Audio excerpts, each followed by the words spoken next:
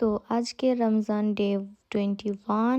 আজকে ইফতারিতে স্পেশাল কিছু বানাবো না, রুটি আর মাংস করব। গরম জল আর ইস্টটা আমি ভিজিয়ে রেখেছিলাম তান্দুরি রুটি করার জন্য, কিন্তু হাতে একেবারেই টাইম ছিল না, তাই ইস্টটা ভিজিয়ে রাখা হয়নি। তাই হালকা টক দই দিয়েছিলাম আমি আটাতে। এর আগে আমি কোনোদিনও তান্দুরি রুটি বানাইনি, তাই একটু ভয়ে ভয়ে ছিলাম। আর এদিকে আমি কড়াই চাপিয়ে দিয়েছি, বিফ কষা রান্না করব আজকে তান্দুরি রুটির সাথে। শরীফকে বলেছিলাম যে অন্য খাবার খেতে চাও ইফতারিতে বানিয়ে দিচ্ছি, কারণ তান্দুরি রুটি আমি কোনোদিনও বানাইনি। বিফ কষাটা অনেকবার করেছি, সেটা পারি করতে, কিন্তু ও শোনেনি। আমি ওকে বলে দিয়েছি যে যদি খারাপ হয় তাহলে কিছু বলবে না আমাকে। তাই জন্য এদিকে দেখো বিফটা আমি চাপিয়ে দিয়েছি পেঁয়াজ আর তেল দিয়ে।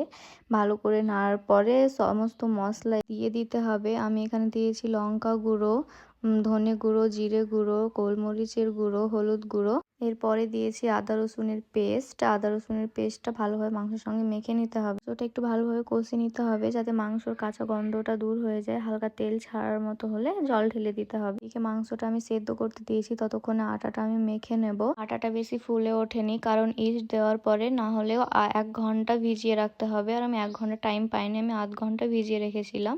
এদিকে মাংসটা আমার হয়ে গেছে। রুটিটা আমি বেলতে পারছিলাম না, পাতলা হয়ে যাচ্ছিল। তাই শরীফ এসে বললো যে তুমি পারবে না, আমাকে দাও। ও আমাকে রুটিটা করে দিচ্ছিল আর আমি রুটিটা সেঁকে নিচ্ছিলাম।